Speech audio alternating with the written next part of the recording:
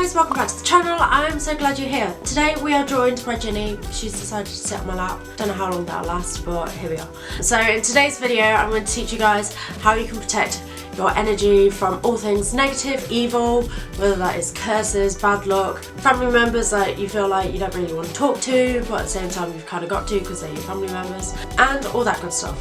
So we're going to do 3 different spells. One that takes literally seconds to do. Second, taking a little bit longer and a little bit more energy. Third one will provide you with maximum results. So obviously I'm saving the best for last. So without further ado, shall we teach them how to do some spells? Yeah? No? We'll teach you guys how to do some spells. Okay, first spell, literally all you're going to need is a pen.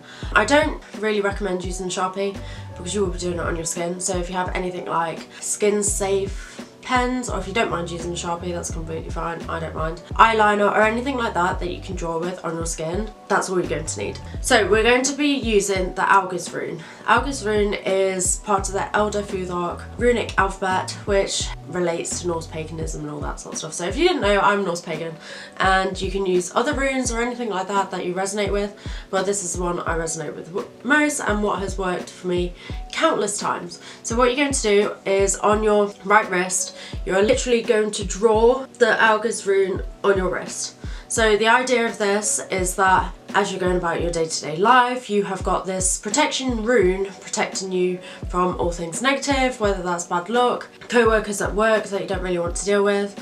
The idea is that having this rune drawn on you will protect you as you go about your daily life. Like I said, easy peasy, easiest thing you can do. So there is a debate on whether you should write it on your right wrist or your left wrist. It is completely up to you, because at the end of the day, I personally associate your right wrist with receiving, so in other words receiving protection, whereas your left wrist I receive it as like letting go and all that sort of stuff. But some people think about it the other way around. It's entirely up to you what you want to go for. As long as your intentions are crystal clear, at the end of the day, that's all that matters. So now that you've got your protective rune on your wrist, the second spell that we're going to do is going to take a little bit longer, but if you have 10-15 minutes, that's completely fine. But if you want to spend a little bit longer on it, that's also completely fine. So what you're going to do, you're going to get hold of a black candle, if you have one. If you don't necessarily have a black candle, you can use a white one, because at the end of the day, white can represent any colour. So if you don't have black, feel free to use white. You're going to get hold of your candle. You're then going to write your name on the candle. It could be your full name, it could just be your first name. It doesn't really matter, whatever you feel like doing. And then you're going to get hold of some salt, and you're going to create a little salt circle around the candle and set light to your candle. So easy peasy. The whole idea of this is like the candle represents you, and the salt is a common ingredient that's used in witchcraft for protection. So you're creating a salt circle of protection around yourself to prevent any negative energies or anything coming into your life. So as you're doing so, allow the candle to burn fully and really concentrate on your intentions. So as your candle is burning, visualize the salt circle of protection forming around you and preventing anything negative from disrupting your day or your life or anything like that. So allow the candle to burn fully, as always, because it allows the spell to completely finish. However, if you don't necessarily have time, you can always pause it and then come back to it. It's up to you. Or if you have a slightly smaller candle, so you could use little birthday candles or a tea light, that's also completely fine. They tend to burn a lot quicker, so if you are in a rush, you can do that.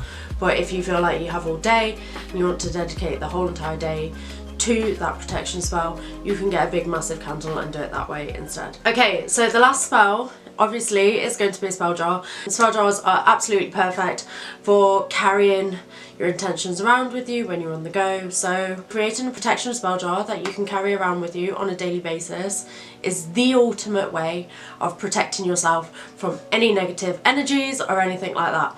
So what you're going to do is you're going to get yourself a spell jar. And when I say spell jar, it could be a coffee container that ran out, or it could be a spice jar, or it could literally be a little cork jar that I usually use on all the spell jars that I make for everyone. Small glass jar with a little cork in, and you can use that. So what I want you guys to do is I want you to get a hold of some salt, some chili, peppers.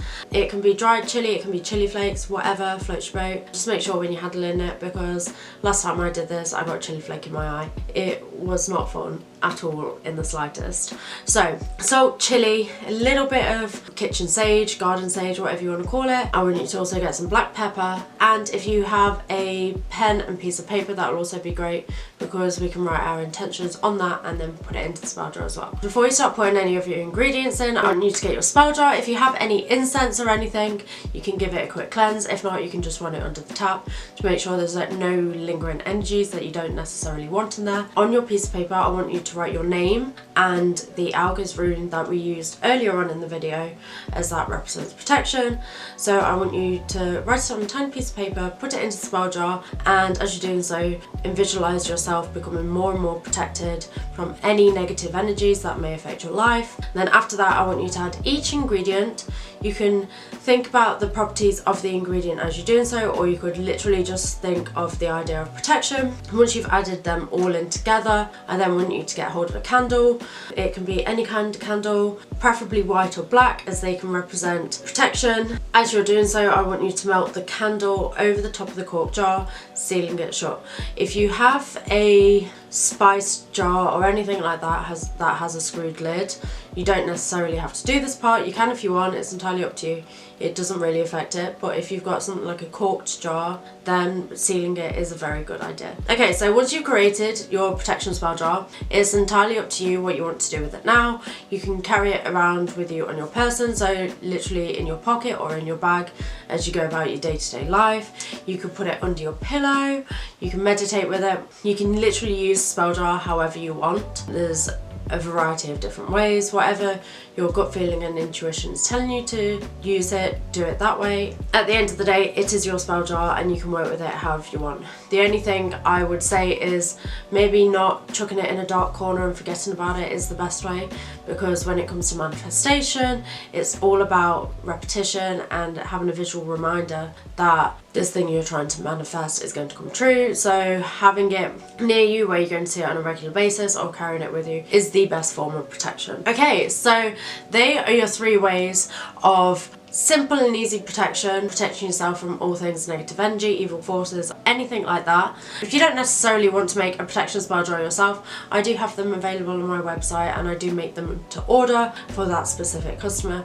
So if there is any specific things you would like to be protected from, feel free to drop me a message and I'll create one for you that way. But other than that, I hope you guys have a good day. I'm currently dying. I apologise if this is a relatively short video. If there is a particular spell or a particular intention that you want me to teach you guys on, feel free to let me know, as I will do my best to create a video on that. I hope you guys have a good day, and fingers crossed I won't be as ill next week, because I'm currently dying. My brain's not working right now. But anyway, I'll speak to you guys soon. Bye.